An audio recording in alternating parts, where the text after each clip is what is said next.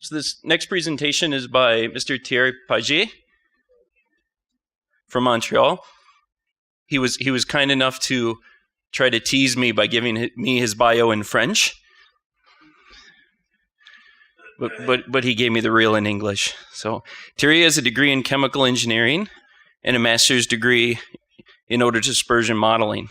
He works with Odotech since 1998 in different fields of odor management and related tools. Okay, thank you, Mike. Hi, everyone. I'll try to speed up the presentation so we can go to for lunch earlier. So I would like to share with you the experience we had in running a kind of quite a large-scale project so it's a Everett, Marysville community odor monitoring project. And for those who are not familiar with the U.S. geography, this is just north of Seattle. And Everett is the land of Boeing. So this is where Boeing is doing all their planes. So over there, there's a very complex regional odor situation. There's a very complex olfactory landscape. So there are several industrial and municipal activities located at the Smith Highland and Marysville area. So there's 3 wastewater treatment plants from different municipalities, 1 composting site, 1 old landfill, and around 10 wood processing plants of bark and chip wood and things like that, and solvent application activities. So it's quite a complex mixture, but a lot of odors could be, redundant, or we can confuse them. So it's quite complex. And there are some, odor episodes. There's, 98% of the air quality complaints over there are related to odors, so it's quite significant. And there's odor problems according to operational and meteorological problems. So, and even it's a delta area with a tide, and you've got residue from the tide, and even the tide could create odors, with rodent material, organic material that could also create a smell. So there's a lot of potential contributors having similar odor characters and numerous complaints. And guess what? Everybody is finger pointing at each other, and there's a big fight over there for who's responsible for what. And the debate is quite emotional. So here you've got a map, and with the different facilities, so 15 facilities, and out of those 15, so those are the red dots, and out of those 15 facilities, we did an audit. And we found 56 sources, so emission sources. So that's quite a lot. And we've got different communities. You've got an Indian reservation here. You've got Marysville. You've got Lake Stephen area. You've got Everett here. So and everything here is within a kind of a 12 kilometers area. So the objective of the project were to provide real-time information about the various odor in the community, and basically to allow the community to learn more about any odor they experience, to try to be more science-based and objective in the assessment than being emotional, enable faster response, better flow of information, also to provide to the facilities operational information so that they can improve their operation and understand the situation factually. So what we did is an integrated community odor monitoring program in Everett, Marysville. So there was an odor observer committee, and there was also a regional real-time odor monitoring system with electronic notice. So the advantages of this approach, so basically this odor observer committee was trained people to recognize and to quantify the odors, and the idea was to have all participants to work on a same baseline. And the results are semi-quantitative, so we provide maybe more relevant information than just complaints. And observations can identify the smell and define the character of what is perceived by members of the community. And the observations were correlated with weather conditions and operational activities in parallel with electronic nose network and real-time dispersion modeling, so to compare all those approaches together. So the value proposition of this project for the different stakeholders was basically for the community to improve quality of life and less stress, because being part of the solution, improve flow of information and communication, so they had a kind of a way to provide feedback efficiently, being part of the solution for the participant facilities, increasing understanding of their plant, getting information about their emissions, their impact, and also to improve their image in the community. And for the air quality agency over there, it's improve factual information and being proactive to a major concern in the region and a better flow of information. So basically what we did is a preliminary audit looking at all the different potential sources. And then we went through the phase of planning, implementation, and execution for both the Odor Observer Committee and the Odor Monitoring System.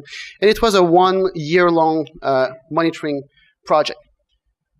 So in terms of the regional odor monitoring system, so it was based on electronic noses and odor sampling. So there was 10 electronic noses. So not each facility were having electronic noses, only the most important sources, and that would fluctuate or likely to fluctuate. And we also for minor sources there were odor samples, as you've seen during this seminar. So the samples were sent to a third-party lab. And basically, we were going to recommend, the lab of Mike. So, but we let the agency decide which lab they would like to have as a third-party lab, and they said, we'll choose the lab of Mike. So we had a pretty good agreement on that. So there's live weather stations, 2 weather stations for real-time dispersion modeling, and individual plume displays for each of the sources, and threshold alerts, integration of the observation and the citizen. For this project, we've been using AirMod, and you've got an example of the number of different plumes that we were getting calculated every 4 minutes. So in terms of the regional odor monitoring system, so it was a really, so some sites were getting electronic noses at their source. There was a weather station. So, and the odor observers, they were having, being able to use smartphone apps to collect their information and to report them. Each individual facility was having a subset of the system. So they were able to see real time every 4 minutes their own plumes, and everything was collected and merged into a regional system, and the air quality agency was seeing all the plumes of everyone. So the facilities were able to address their concerns, but not finger point at other plants, because that was not the goal. It was really a self-improvement approach. So this is a snapshot of the mobile odor observation platform, and the odor character that we were specifying were not plant A or plant B. It's what's the character of odor, because the idea was to understand with all the mix of odors how they were perceived. So in the community, we had 11 people that did daily observations during their normal business.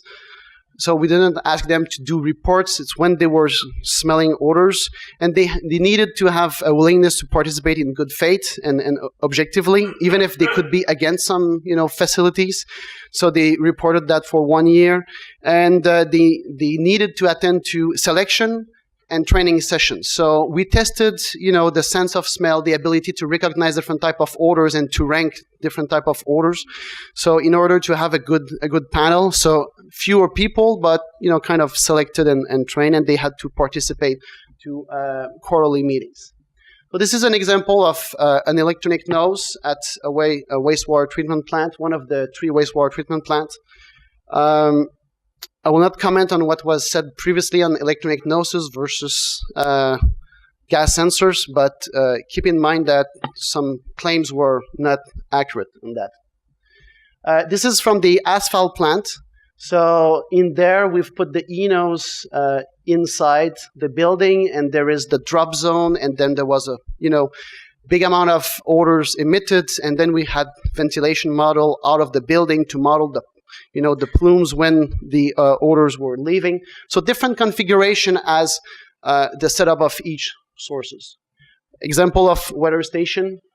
This is an example of the dashboard that facilities were having their plume and results and weather station and so on and so on.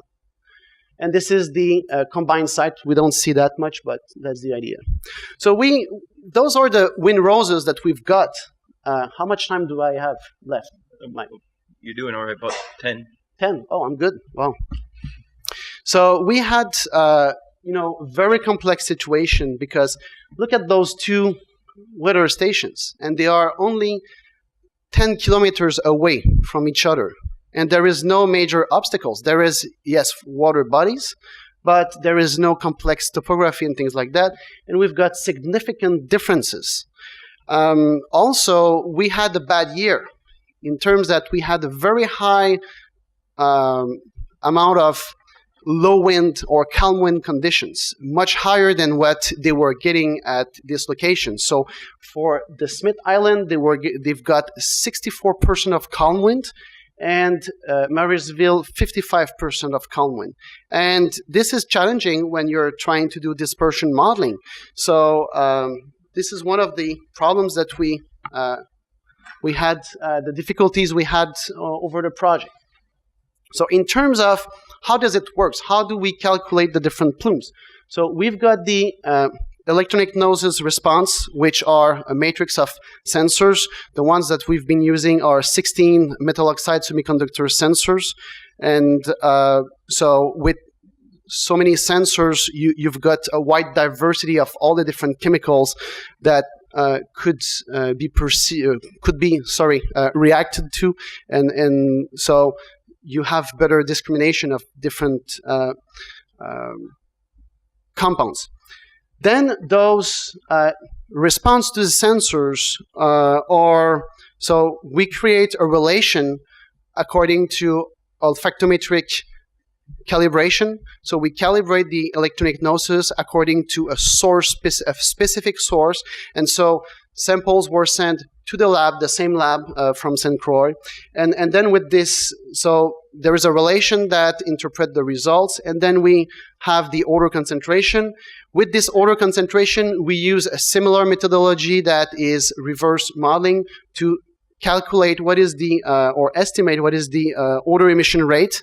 Some were assigned because it was from measurement, and others were, calculated dynamically.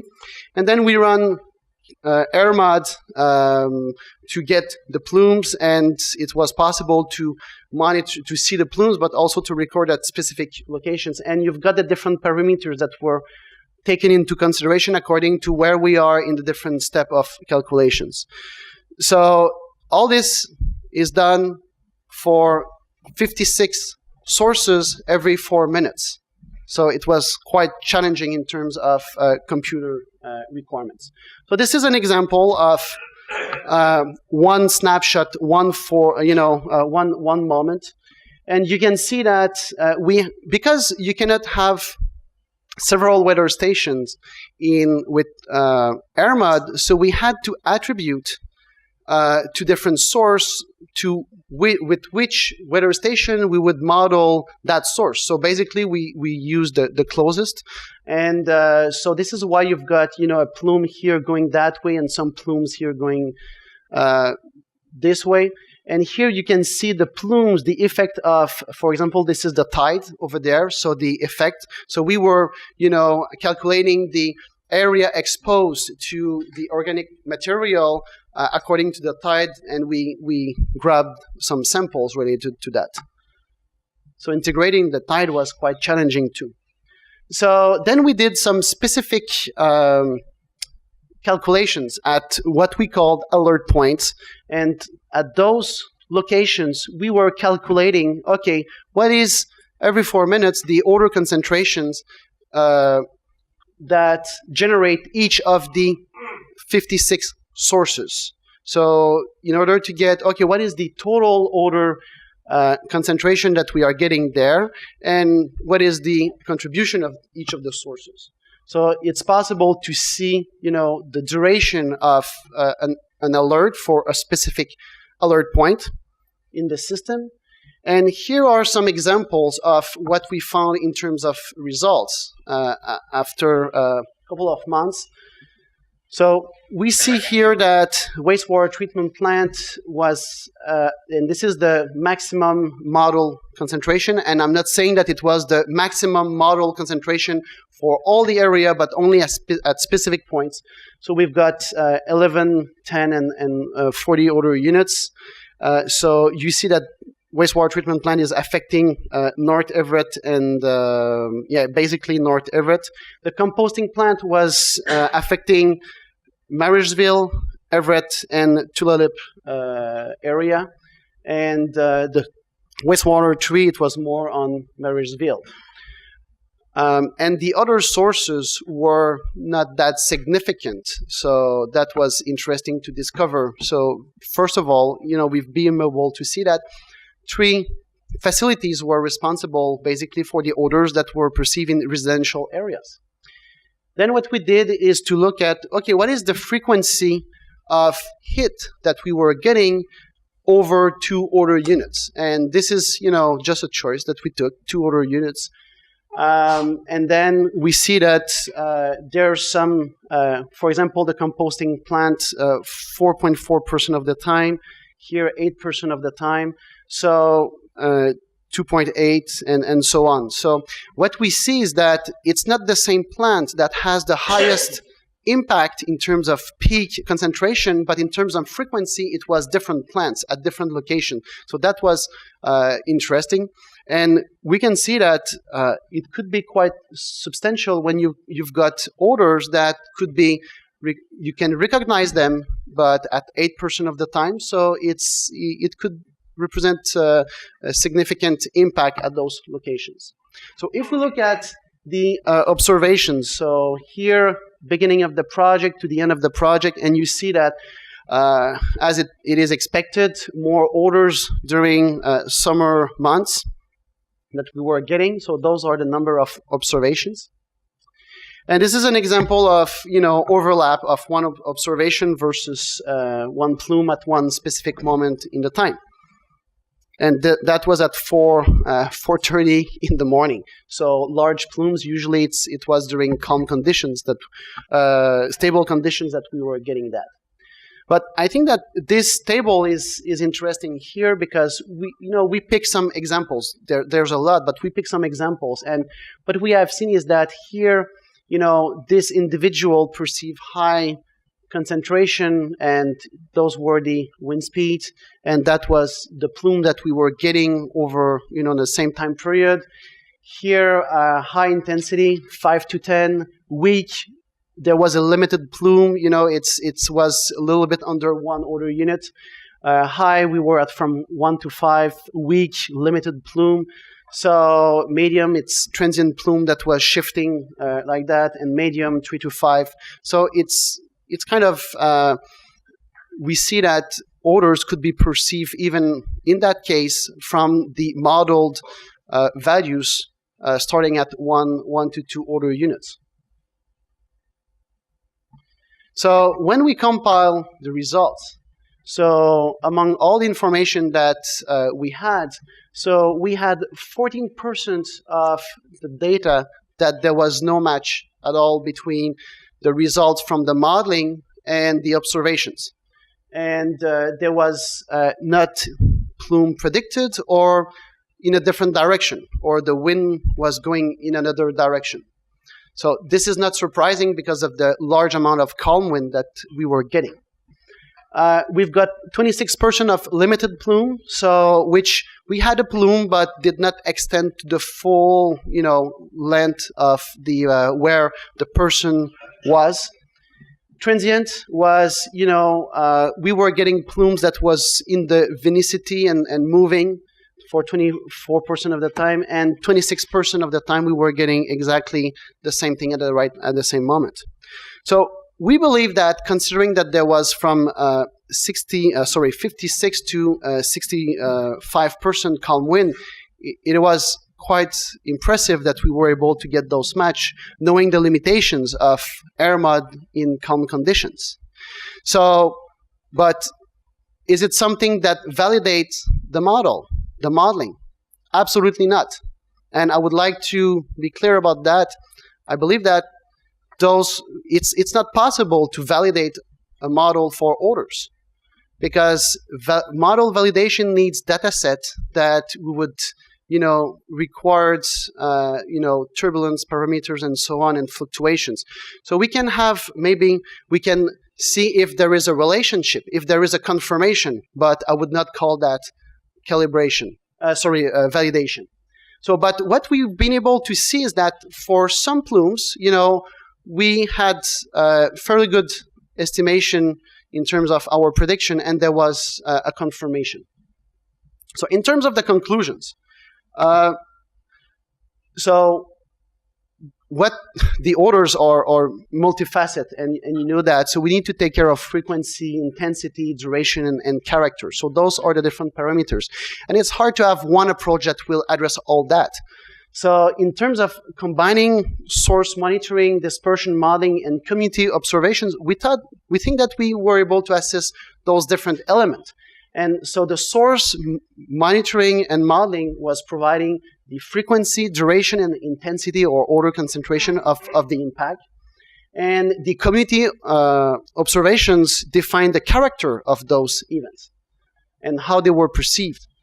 And so we had challenging weather conditions, as I mentioned, with a lot of calm wind, and this greatly affected the dispersion of odors.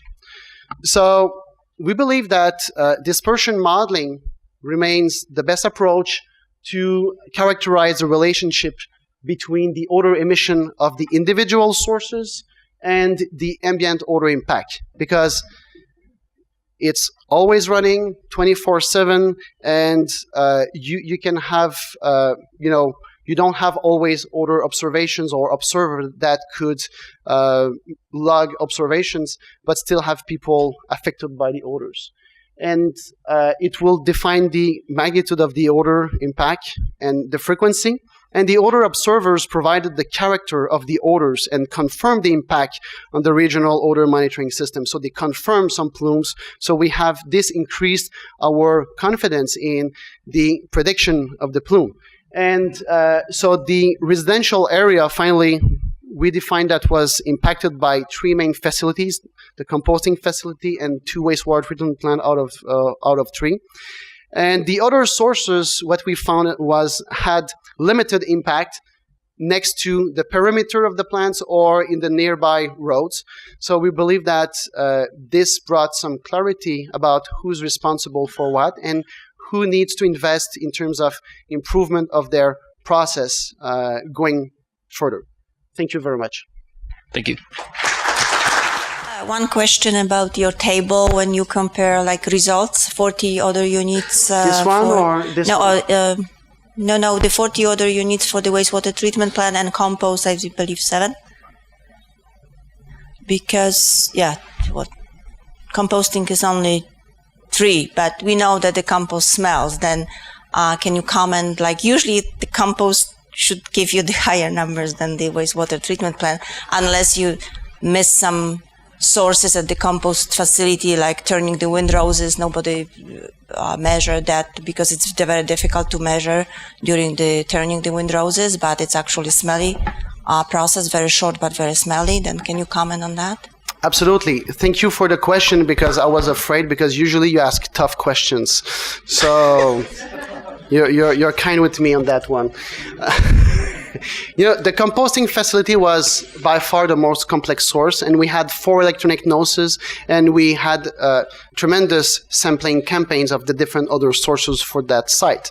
That being said, this is the modeled odor concentration at the alert point. So this is in the neighborhood, and maybe the composting facility is the most remote from the residents. So the largest distance from each of the individual alert points, the two wastewater treatment plants are just near the community. So that's the way we explain the results. And it's not a claim that the total odor emissions from the composting facility were lower than the wastewater treatment plants.